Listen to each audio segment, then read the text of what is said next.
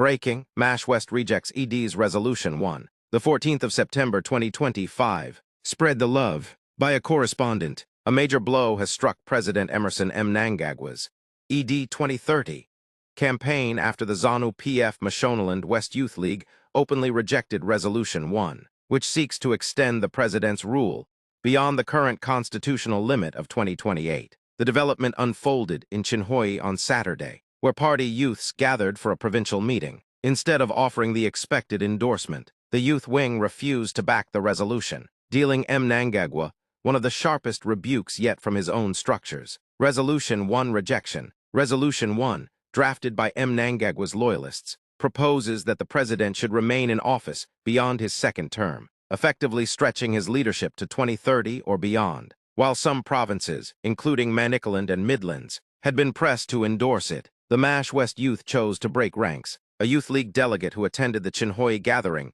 told News Times Zimbabwe, "We cannot betray the Constitution for selfish reasons. MASH West has spoken no extension, no manipulation.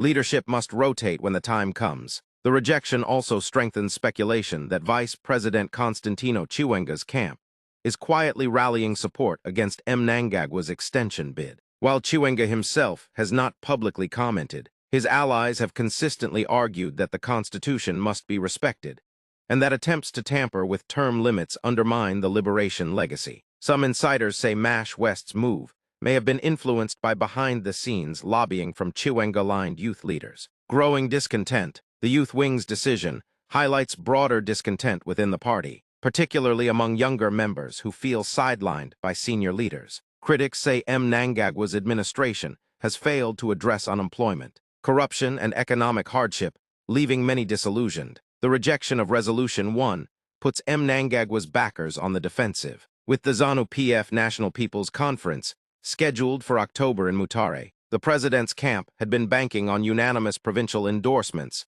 to present a picture of unity. Instead, MASH West has punctured that narrative, raising fears that other provinces may follow suit. Analysts warn that the move could spark fresh purges, suspensions, and intimidation as loyalists try to contain dissent before the conference.